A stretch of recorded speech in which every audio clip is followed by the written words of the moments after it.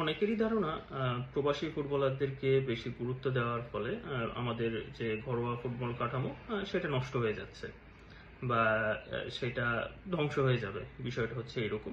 এবং আমরা নাকি এর ফলে আমাদের লিজেন্ডদেরকেও ভুলে যাচ্ছি বা তাদেরকে অবমাননা করছি। প্রথমত, এই সমস্ত মন্তব্য কারা করছে এটা আমরা খুব ভালো মতোই বুঝতে পারছি। দ্বিতীয়ত, এবং সবথেকে গুরুত্বপূর্ণ, তারা কোন কাঠামোর কথা বলছে এইটা আমি বুঝতে পারছি না, যে আদৌ বাংলাদেশে কোনো উন্নত ফুটবলের জন্য কোনো কাঠামো আছে কিনা, কোন অবকাঠামোর কথা তারা বলছে, এই জিনিসটা আমার মাথায় ঢুকছে না। কথাটা কি কারণে বললাম সেটাই বোঝানোর চেষ্টা করি। আমি যতটুকু বাংলাদেশ ফুটবল দেখেছি বা আমি যখন থেকে বাংলাদেশের ফুটবলটা দেখছি, সেটা 2007 সাল থেকে। 2007 সালে বাংলাদেশের যে ফুটবল লিগ, সে সময় এটা বি লিগ নামে পরিচিত ছিল। আর আমি প্রথম যে ম্যাচটা দেখতে গেছিলাম মাঠে, সেটা ছিল আবাহনী আর আরামবাগের ম্যাচ, এবং ওই বছর আবাহনী চ্যাম্পিয়নও ছিল। এখন এতগুলো কথা বলার কারণ হচ্ছে, 2007 সালে আমি বাংলাদেশের ফুটবলের যে অবস্থা দেখেছিলাম, আজকে 2026 সালে এসে, কিংবা আমি বাংলাদেশে থাকা অবস্থাতে, আমি যখন এই ভিডিও বানাচ্ছি তখন আমি ইউকেতে আছি আর কি, আমি শেষ ম্যাচ দেখেছি 2019 সালে লিগ ফুটবলে। তখনও বাংলাদেশের ফুটবলের মানটা ঠিক একই রকম। বাংলাদেশের যে অবকাঠামো, প্রফেশনালিজম প্লেয়ারদের, ক্লাবগুলোর ঠিক একই অবস্থা। কোনো কিছুরই কোনো পরিবর্তন হয়নি। এবং সবথেকে গুরুত্বপূর্ণ, ওই সময়টাতে, যে সময়টা আমি খেলা দেখা শুরু করি, 2007 সালের কথা বলছি, তখন দলে কোনো প্রবাসী ফুটবলার ছিল না। প্রবাসী ফুটবলার আসা শুরু হয়েছে অনেক পরে, 2013-14 সালের দিকে। এখন আমার কথা হচ্ছে যে, আমি যদি 2007 সাল থেকেও হিসাব করি, তাহলে 2026, এই 19 বছর, এই 19 বছরে বাংলাদেশে অবকাঠামোগত কি কি পরিবর্তন এনেছে আমার এটা জানা খুব দরকার। এক বসুন্ধরা কিংস, তারা তাদের একটা নিজস্ব মাঠ বানিয়েছে।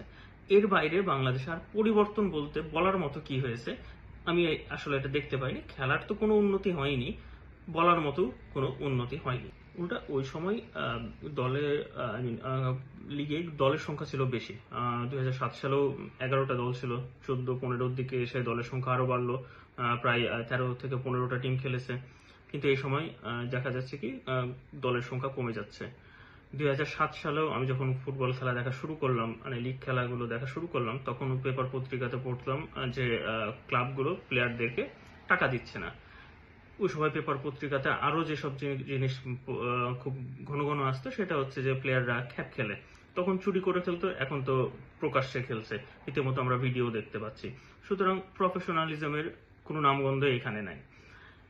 আমার কথা হচ্ছে, এই 19টা বছরে তাহলে হলোটা কি? ভিডিওর শুরুতে যে বিশেষ মানুষগুলোর কথা বলছিলাম, তাদের এই শিকড়ের অবমাননা কিংবা লিজেন্ডের অবমাননা কিংবা দেশের ফুটবল ধ্বংস হয়ে যাওয়া, এই জিনিসগুলো শুরু হয় তখনই যখন জাতীয় দলে কোনো একজন প্রবাসী ফুটবলারকে অন্তর্ভুক্ত করার কথা চিন্তা করা হয় কিংবা অন্তর্ভুক্ত করা হয়।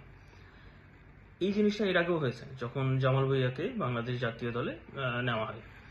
তখনও অনেকেই মন্তব্য করেছে যে জামাল ভুঁইয়াকে আগে প্রমাণ করতে হবে যে সেই দেশে জাতীয় দলে খেলার জন্য যোগ্য। জামাল ভুঁইয়াকে এটা প্রমাণ করতে হবে বাংলাদেশের লিগ খেলে। আমি আজ অব্দি একটা জিনিস মানে আমার মাথাতে ঢুকে নাই, জামাল ভুঁইয়াকে বাংলাদেশের লিগে খেলিয়ে বাংলাদেশের লিগের কোন পরিবর্তনটা করা হয়েছে। একজন প্রবাসী ফুটবলার কিংবা একজন ভালো মানের বিদেশি প্লেয়ার কিংবা 10 জন ভালো মানের প্রবাসী কিংবা বিদেশি যাই বলি না কেন প্লেয়ার খেলিয়ে আপনি লিগের পরিবর্তন করতে পারবেন না। লিগের পরিবর্তন করতে হলে সবার আগে আপনাকে চেঞ্জ হতে হবে, আপনার নিয়মের পরিবর্তন করতে হবে, আপনার অবকাঠামোগত পরিবর্তন করতে হবে, আপনার ক্লাবগুলোকে পরিবর্তন হতে হবে, ক্লাবগুলোর মন মানসিকতা চেঞ্জ হতে হবে।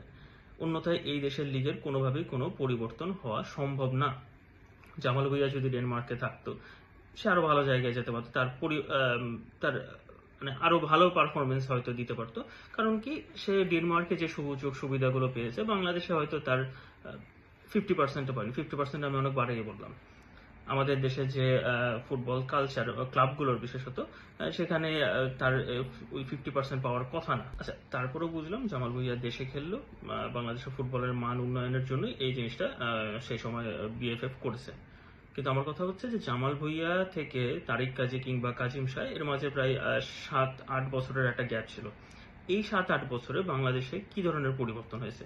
পারফরমেন্সের তো কোনো পরিবর্তনই হয়নি, এটা তো অনেক দূরের বিষয়। অবকাঠামোগত কোন পরিবর্তনটা বাংলাদেশ ফুটবল ফেডারেশন কিংবা ক্লাবগুলো আনতে পেরেছে?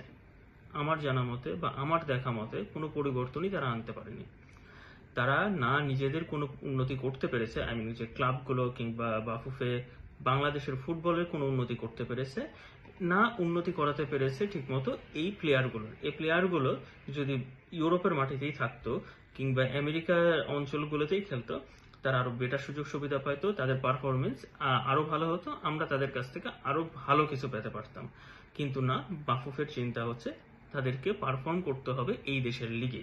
এখনো আমাদের অনেক লিজেন্ড এই আশাই করেন যে সুলিভান ব্রাদার্স আমাদের দেশের লিগে বা বাংলাদেশ লিগে খেলবে, এতে বাংলাদেশ লিগের মান উন্নয়ন হবে। আচ্ছা, সুলিভান ব্রাদার্স বাংলাদেশ লিগে খেললো, একটা ম্যাচ খেললো, ম্যাচ খেলার পর পোস্ট ম্যাচ আইস বাথ যেটা নিবে সেটাও তারা নিবে ওই রঙের ডিব্বার মধ্যে। কারণ তাদেরকে যে আইস বাথ নেওয়ার জন্য যে পর্যাপ্ত উপকরণ কিংবা যে প্রয়োজনীয় উপকরণ, সেটার ব্যবস্থা আপনারা কিংবা ক্লাবগুলো করতে পারবে না। আর এভাবে আপনারা ফুটবলের উন্নতি করবেন। প্রবাসী ফুটবলারদের দলে আসা মানে এই দেশের ফুটবলটা ধ্বংস হয়ে যাওয়া না, বা এই দেশের ফুটবলটা অবমাননাও না। এটা একটা সুযোগ, এই সুযোগটাকে কাজে লাগান। কারণ এই যে প্রবাসী ফুটবলাররা আছে তারা ইউরোপ বা আমেরিকার বিভিন্ন অঞ্চলে খেলছে, এবং এইসব জায়গার ফুটবল আমাদের দেশের ফুটবলের থেকে অনেক উন্নত। হ্যাঁ, তাদের সুযোগ সুবিধা অনেক বেশি। সুতরাং তাদেরকে তাদের মতো ক্লাবে খেলতে দেন, এই সকল প্লেয়ারকে বাংলাদেশের জাতীয় দলে খেলানোর ব্যবস্থা করেন।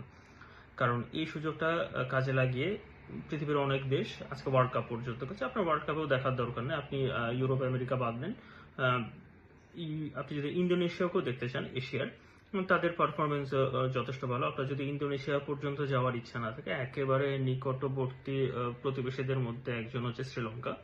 এই শ্রীলঙ্কার দিকেও আপনি দেখতে পারেন কিভাবে শ্রীলঙ্কা এই প্রবাসী ফুটবলারদের কাজে লাগিয়েছে। এশিয়া কাপ বাছাই পর্বে বাংলাদেশ এবং ভারতের থেকেও ভালো অবস্থানে এবার ছিল শ্রীলঙ্কা।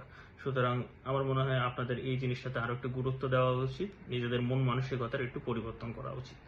ধন্যবাদ।